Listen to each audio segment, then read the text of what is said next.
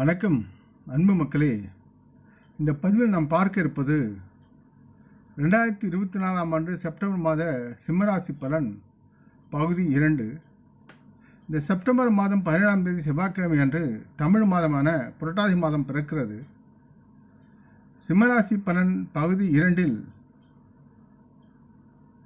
இப்பதிவில் சிம்மராசியின் காதல், திருமணம், தனிப்பட்ட உறவுகள், குடும்பம் மற்றும் நண்பர்கள், ஆரோக்கியம் மற்றும் பரிகார ஆலோசனை கணிப்புகளை பற்றி இந்த பதிவில் நாம் விரிவாக பார்ப்போம். இந்த பதிவை பார்க்கும் கேட்கும் அன்பர்கள் யாவரும் லைக் செய்து சப்ஸ்கிரைப் செய்து பகிர்வது நலமாகும். சிம்மராசியின் காதல், திருமணம், தனிப்பட்ட உறவுகள் என்று பார்க்கும் பொழுது சிம்மராசி மக்களின் காதல் வாழ்க்கையை பொறுத்தவரை 5ஆம் வீட்டின் அதிபதியான குரு பகவான் 10ஆம் வீட்டில் அமர்ந்திருக்கிறார். செவ்வாய் 11ஆம் வீட்டிலிருந்து 5ஆம் வீட்டை பார்க்கிறார். இந்த 2 காரணிகளும் உங்கள் காதல் உறவுகளில் சில ஏற்றத்தாழ்வுகளை ஏற்படுத்தும். நீங்கள் நிறைய சாதிக்க விரும்புகிறீர்கள் மற்றும் உங்கள் அன்புக்கு உரியவருடன் முடிந்தவரை அதிக நேரத்தை செலவிடவும் நீங்கள் விரும்புகிறீர்கள். இருப்பினும் சூழ்நிலைகள் உங்களை எவ்வாறு செய்வதிலிருந்து தடுக்கின்றன. இது சில நேரங்கள் உங்களை எரிச்சலடைய செய்கிறது. ஆனால் இது நல்லதை விட அதிக தீமையை உருவாக்கலாம். ஆகவே அமைதியாக இருங்கள். எனவே உங்கள் உணர்ச்சிகளை கட்டுக்குள் வைத்திருந்து அமைதியாக இருப்பது நலமாகும். மற்றும் உங்கள் அன்புக்குரியவரை பார்க்கும் பொழுது அவர்களிடம் அன்பான மற்றும் இனிமையான விஷயங்களை பேசவும் அதற்கு தகுந்தவாறு நடவடிக்கைகள் இருக்க வேண்டும் என்று கேட்டுக்கொள்கிறேன். அவர்களுக்கு தேவையின்றி மனதில் நீங்கள் சுமக்காதீர்கள் மற்றும் அவர்களை காயப்படுத்தி வருத்தப்படுத்த முயற்சிக்காதீர்கள். ஒவ்வொருவரின் காதல் உறவிலும் இத்தகைய நேரங்கள் உருவாகி நிகழ்கின்றன.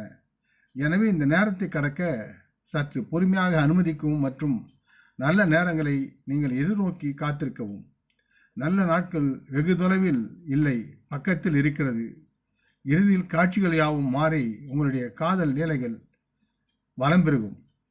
செப்டம்பர் 18 அன்று சுக்கிரன் துலாம் ராசியில் 3வது வீட்டிற்கு நுழையும் போது உங்கள் உறவில் உங்கள் நண்பர்கள் அதிக முக்கியத்துவம் பெறுவார்கள். காதல் உறவும் மேம்படும். மேலும் ஒரு சிறப்பு வாய்ந்த நண்பர் உங்களுக்கு நெருக்கமாக வருவார்.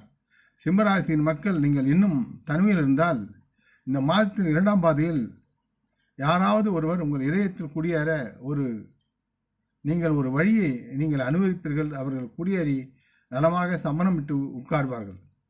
சிம்மராசி திருமணமானவர்கள் என்று வரும்பொழுது சூரியன் முதல் வீட்டில் சஞ்சரிப்பதாலும் சனி பகவான் 7ஆம் வீட்டில் சஞ்சரிப்பதாலும் சமசப்தவ யோகம் ஏற்படுவதால் கணவன் மனைவி இடையே சச்சரவுகள் மோசமடையக்கூடும் என்பதால் சற்று எச்சரிக்கையாக இருங்கள். ராகு பகவான் 8வது வீட்டில் இருக்கிறார். எனவே உங்கள் மாமியாருடன் சாதாரணமாக தொடர்பு கொள்ளவும் உங்கள் கணவருடன் மகிழ்ச்சியாகவும் இருக்க வேண்டிய சூழலை நீங்களே ஏற்படுத்தி கொள்ள வேண்டும். செப்டம்பர் 16ஆம் தேதி சூரியன் 2ஆம் வீட்டிற்கு மாறும்பொழுது மாதத்தின் 2ஆம் பாதியில் உங்கள் நிலைமை மேம்படும். திருமண உறவு மகிழ்ச்சியால் கொந்தளிக்கும். உங்கள் வாழ்க்கை துணை உங்களை ஆரம்பத்திலிருந்தே மரியாதையுடனும் அர்ப்பணிப்புடனும் நடத்துவார். அது உங்கள் உறவை மேம்படுத்தும் என்பதால் நீங்கள் அவரை நன்றாக புரிந்து கொண்டு அதற்கு உகந்தாற் போல் நீங்களும் நடந்து கொள்ள வேண்டும். சிம்மராசியின் குடும்பம் மற்றும் நண்பர்கள் என்று பார்க்கும்போது இந்த மாதம் சிம்மராசி மக்களின் குடும்பத்திற்கு உகந்ததாக இருக்கும். சுக்கிரன் கேதுவுடன் சேர்ந்து மாத தொடக்கத்தில் 2ஆம் வீட்டில் அமர்வார். இதனால் உங்களின் குடும்பத்தில் அன்பு பெருகி இருக்கும். ஒரு பெரிய சுப நிகழ்வு செயல்பாடு உங்கள் வீட்டில் இருக்கலாம். அதில் உங்கள் வீட்டில் குடும்பத்தில் மக்களால் நிரப்பப்படும். உறவினர் வருகை, விருந்தினர் வருகை என்று கோலாகலமாக இருக்கும்.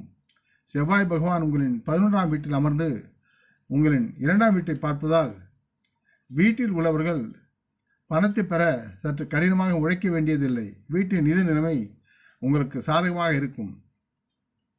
2ஆம் வீட்டின் அதிபதியான புதன் இந்த மாத தொடக்கத்தில் 12ஆம் வீட்டில் அமர்வதால் வீட்டு தேவைகளுக்காக செலவுகள் உண்டாகும். அதற்குரிய வருமானமும் உங்கள் கைவசம் இருக்கும். செப்டம்பர் 23ஆம் தேதி புதன் கன்னிராசியில் 2ஆம் வீட்டில் சஞ்சரிப்பதால் சிம்மராசியின் குடும்பம் ஒன்றாக கூடி பேசும் அன்பான பேச்சுக்கள் உங்கள் அன்புக்குரிய உறவுகளை மேலும் நெருக்கமாக வைத்திருக்கும். சிம்மராசிக்கு 4ஆம் வீட்டு அதிபதியான செவ்வாய் 11ஆம் வீட்டில் அமர்ந்து இருப்பார். இதன் விளைவாக சில சிம்மராசி மக்கள் சொத்து வாங்குதல் மற்றும் சொத்து விற்பது மூலம் சிம்மராசி மக்கள் வீட்டின் நிதி நிலைமையை மேம்படுத்துவார்கள். குரு பகவான் வியாழன் மாதம் முழுவதும் உங்களின் 4வது மற்றும் 2வது வீடுகளை பார்ப்பதால் உங்கள் குடும்ப வாழ்க்கையில் ஒரு சமநிலையை கொண்டு வருவார்கள் மற்றும் அனைவரிடையே அன்பையும் பாசத்தையும் அதிகரிக்க செய்வார்கள். 3ஆம் வீட்டின் அதிபதியான சுக்கிரன் மாத தொடக்கத்தில் உங்களின் 2ஆம் வீட்டிற்கும் 18ஆம் தேதி முதல் உங்களின் 3ஆம் வீட்டிற்கும் நுழைவதால் உங்கள் உடன்பிறப்புகளுக்கு நீங்கள் சாதகமாக உங்களுடைய செயல்பாடுகள் இருக்கும். நீங்கள் செய்யும் உங்கள் வேலையில் நீங்கள் வெற்றி பெறுவீர்கள். இது உங்களுக்கும் உங்கள் குடும்பத்திற்கும் மகிழ்ச்சியை தரும். மாதத்தின் முதல் பாதையில் அவர்களும் உங்கள் சகோதர சகோதரரும் உங்களுக்கு உதவுவார்கள். 2வது பாதையில் அவருக்கு உதவ நீங்கள் தயாராக இருப்பீர்கள். இது உங்களுக்கிடையில் உள்ள நல்லிணக்கத்தை வெளிப்படுத்தும். இதனால் உங்கள் உடன்பிறப்புகளை உங்களுடன் நெருக்கமாக்கும் மற்றும் உங்கள் பரஸ்பர அன்பு சார்ந்த பாசம் தொடர்புகளை மேம்படுத்தும். சிம்மராசி மக்களின் ஆரோக்கியம் சார்ந்து பார்க்கும்போது இந்த மாதம் சிம்மராசி மக்களின் ஆரோக்கியத்தை பொறுத்தவரை நன்றாக இருக்கும் என்று எதிர்பார்க்கப்படுகிறது. இருப்பினும் 8வது வீட்டில் ராகு நிலை காரணமாக நீங்கள் சில விஷயங்களில் உணவுகளில் கவனம் செலுத்த வேண்டும். தேவையற்ற பயணங்கள் யாவும் சிம்மராசி மக்களுக்கு இந்த மாதத்தில் மிகவும் சோர்வு மற்றும் உடல் துன்பத்தை ஏற்படுத்தும் வகையில் இருக்கும். தங்களுக்கு 2ஆம் வீட்டில் கேதுவும் 8ஆம் வீட்டில் ராகுவும் இருப்பதால் தாங்கள் உண்ணும் உணவும் சில நேரங்கள் உங்களுக்கு ஃபுட் பாய்சனாக விஷமாக மாறும் சூழல் இருக்கிறது.